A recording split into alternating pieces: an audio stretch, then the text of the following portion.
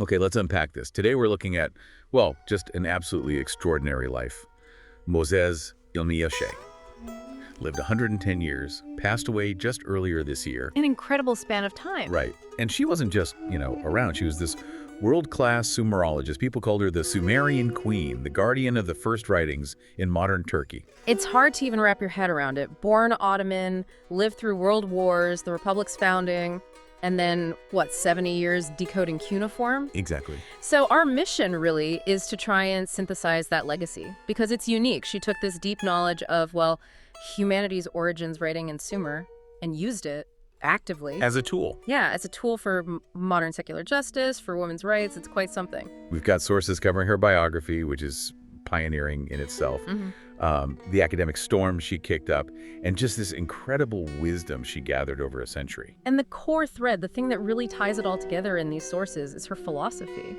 She didn't see history locked away in a museum case. No. She saw it as, and this is her phrase, a tool for social justice. She genuinely believed studying ancient art, ancient law, ancient music, that was the path to peace today. Making those silent clay tablets speak, basically, and speak loudly. That's a good way to put it, giving them a voice in the present. So let's start at the beginning, because her birth context, 1914, that shapes everything. Crimean Tatar descent, growing up in the middle of WWI, then the Turkish War of Independence. Constant upheaval. She talked about it very directly. We lived the War of Independence, she said. Just lived it. And the poverty. Oh, absolutely. Severe hardship. She recalled how they barely had bulgur porridge to eat. It stuck with her. But at the same time, she's witnessing Ataturk. The birth of the Republic. A complete national reimagining, this radical modernization push. And crucially for her, it opened doors for women in a way that was unthinkable before. She stepped right through those doors, didn't she? Her mother was progressive, rejected the veil, which was a huge deal then. A massive statement.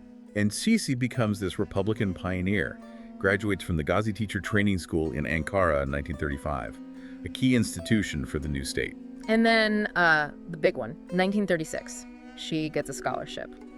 Ataturk himself championed it to study Assyriology, one of the very first Turkish women to do so. Which meant studying Sumerian, Akkadian, Hittite. Exactly. High-level specialized stuff. She even got tutoring in Germany. It was a real signal about the Republic's commitment to women in, serious academic fields. But then she comes back in 38, and she makes this interesting choice. She doesn't go for the big university professorship. She goes to the Istanbul Archaeological Museum.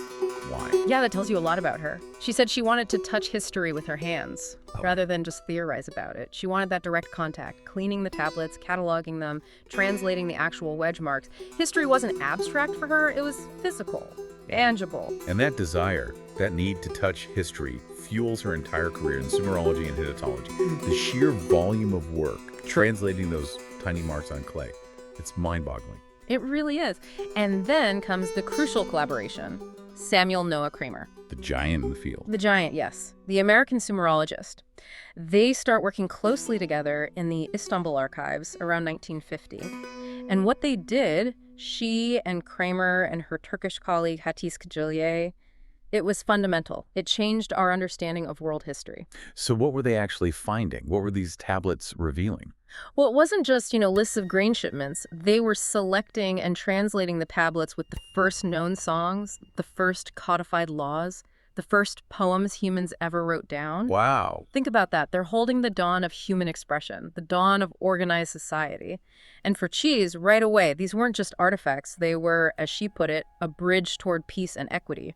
They showed our common humanity from the very start. She really ran with that idea, too, especially with Kramer's book, History Begins at Sumer. She brought the Turkish translation out. Yes, and this is where her argument gets, really pointed and controversial. She strongly pushed back against the standard Eurocentric view. Greece, Rome, that's where civilization starts. Right, the traditional narrative. She said, no, look at the evidence, Sumer. That's the absolute dawn of civilization. They invented writing, the wheel, irrigation, written law, essentially everything that makes us human, she said. That fundamentally shifts the perspective, doesn't it? Geographically, culturally. Puts the start much further east. Absolutely. Now, her defense was often, I don't attack religions, I show their roots. But by highlighting Sumerian origins for things like flood myths, wasn't she, in effect, challenging the uniqueness of later traditions? How did she walk that line? That's the core tension, isn't it? She always maintained she was just following the evidence, like any good archaeologist. For her, the goal of studying history was about finding our shared peace, recognizing commonalities that existed long before today's religions or nations. A call to empathy, she called it. Exactly, forcing us to see the connections, the shared human story starting millennia ago. Which brings us to her 1995 bestseller, The Sumerian Origins of the Quran, the Bible, and the New Testament. That must have caused waves. Oh, massive waves. Huge controversy. She laid out the evidence based on the tablets she'd translated, arguing that key Abrahamic stories, the Great Flood and Gilgamesh being the prime example, came directly from much older Sumerian sources. Showing the family tree, so to speak. Precisely. Now, many scholars accept these parallels, but to state it so boldly, so publicly in Turkey, where the balance of secularism and religion is always such a live issue, it was a political earthquake. So after kicking that hornet's nest academically, did she retreat back into the archives? Not a chance. For Çığ's history wasn't passive, it was action. The same fire she brought to defending ancient texts, she brought to public life. She became known for these really intense sit-down protests. Against injustice. Yes, especially fighting for minority rights, women's rights. She saw it all as connected. Like destroying an ancient site and denying women's rights were somehow related for her. Exactly. Two sides of the same coin. Erasing or diminishing humanity's heritage, whether it's ancient stones or modern freedoms. There was that famous incident in 2002. She was nearly 90. What happened? She was protesting the neglect, the abandonment of major Hittite excavations at Hattusa, a UNESCO site. Sources say she was just distraught, crying out, "They are destroying our heritage to build commercial centers." Wow. She saw it as theft, not just from Turkey, but from everyone. And she spoke out loudly about corruption and looting at other crucial sites too, like Göbekli Tepe. But the biggest clash where her ancient expertise slammed right into modern politics, that was the 2006 trial, right? When she was 92. Yes, that was cool. that was a defining moment, not just for her, but for debate around Turkish secularism. She was actually put on trial, accused of inciting religious hatred. Over what? Over her research and publications on the veil, the Başörtüsü. Her thesis was, let's say, explosive. She argued its origins weren't in Islamic modesty, but way back in Sumerian temple rituals, linked to sacred courtesans. Whoa.